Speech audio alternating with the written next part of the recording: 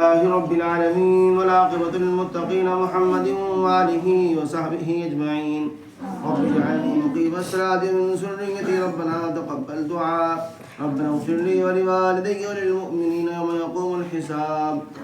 ربنا آتنا في الدنيا حسنة وفي الآخرة حسنة وقنا عذاب النار وقنا عذاب القبر وقنا عذاب الحشر وقنا من فتنة المسيح الدجال.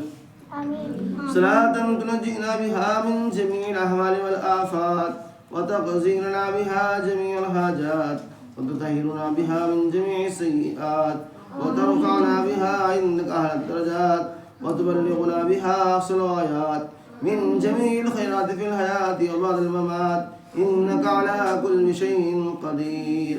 اللهم إنك عفو تحب العفو فاعف عنا يا كريم. اے مولا کریم تمہارے تمام سب کے سب گناہوں کو معاف فرما. یا اللہ ہمارے جرم عظیم کو معاف فرما.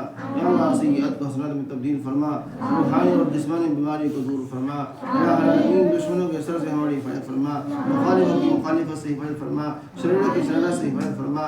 حاسدین کے حسد سے اللہ ہماری حفاظت فرما. اے اللہ ان تمام طلبہ طالبات کے علم نافع نصیب فرما.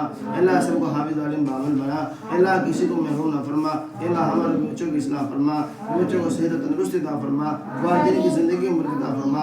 رشتہ داروں کی زندگی میں برکت عطا فرما. ہر ایک کی پریشانی کو دور فرما. ہر ایک کی بیماری کو دور فرما.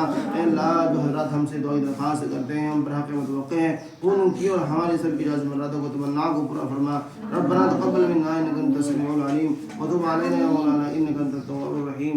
سبحان ربك رب العزة عما يصفون وسلام على المرسلين والحمد لله رب العالمين برحمتك يا ارحم الراحمين.